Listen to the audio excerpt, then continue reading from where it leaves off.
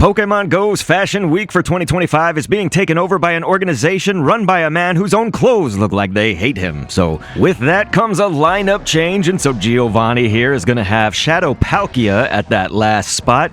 We saw a different pose right there at the beginning. Oh, I sure hope his neck doesn't break looking back at us like that, but very Fashion Week of you. You're going to see that we're going to open up the fight with the Switch. This is something that we do pretty much every single time, and speaking of every single time, I do upload these videos if you're new around here, for people usually looking for either budget teams or if they're more on the beginner side or haven't done this too much. Basically, if you're struggling, that's kind of the key right here. So they're always 1500 CP and below for our Pokemon's levels and things. And so the Persian fight often can make or break sort of how the rest of your fight is going to go, because this is covered extensively on this channel every single time. So I do just want to say essentially that this Persian right here is the easier of the two in my mind. You know, most people probably would be set up to fight this better too, which is this Persian has feint attack, and so you basically can use most of your fighting Pokemon that are worth their salt. Now, the main caveat here is just that if your trainer level is higher, Team Go Rocket CP goes up and down based on your trainer level, so it'll kind of scale with you.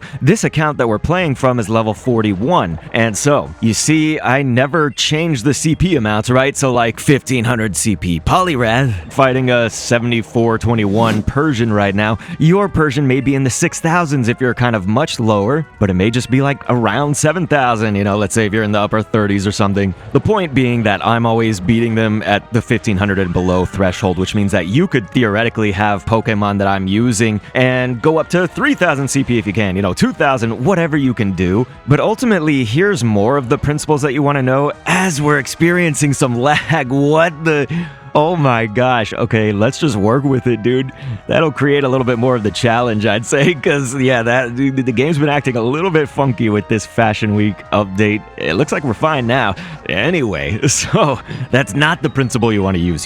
Please don't lag. My iPad is old. But the thing about Rhyperior, and it's any of the Pokemon you want to apply this to, try to find the weaknesses and the resistances, you know, strengths and weaknesses. So, for example, grass and water are going to be 256% super effective, so like doubly super effective as opposed to the, 160 or 162 or whatever is the normal super effectiveness. So Rhyperior being rock and ground, those are both weak to both water and grass. And so being that Rhyperior was using Mud Slap, we just took it out, I know, but grass is going to resist that. Grass is often your kind of safe bet because it resists also Smackdown. So I just picked a grass Pokemon that this account had that was also a Community Day Pokemon, so Rhyperior is what we kind of landed on. Anything with that Frenzy plant is pretty great. Now, if you have an extra move like this, that's fine too, you know, go for it. I try not to show that off too much and stuff, but for this fight, I was like, hey, let's do it. We've got Leaf Tornado and whatnot, and they make Rhyperior, any of the starters or the first partner Pokemon, they are much more in the budget category to teach another attack because it's just 10,000 Stardust. But you saw that we put in Steelix right there,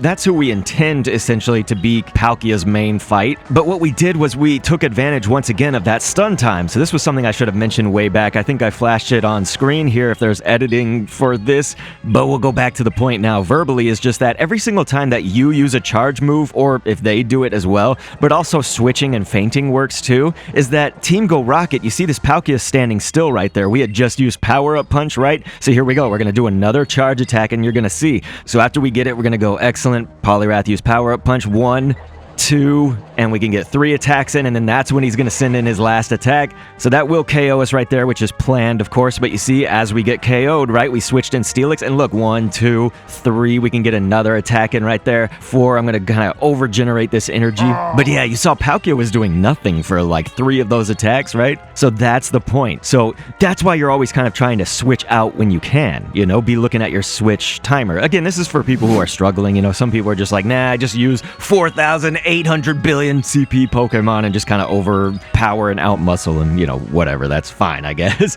This is, again, just for people that need the strategy. So yeah, Steelix with Dragon Tail, Psychic Fangs right there. It's nice because Psychic Fangs give you that guaranteed debuff on your opponent, but yeah, please make sure you were seeing the text that was appearing on screen during this whole thing. You know, that's where I'm trying to kind of teach you guys the principles, but also not elaborate on them too much. Like, I only have 4 minutes, 5 minutes. How long was this video. But yeah, please click an end screen on screen to see another one. And yes, we are going to take on Giovanni again. You always want to address the fight based on what his Pokemon are, but also their movesets. You know, that's really important. So again, we'll fight some of the more harder Giovanni movesets as well. So yeah, get ready for that. And thanks for viewing.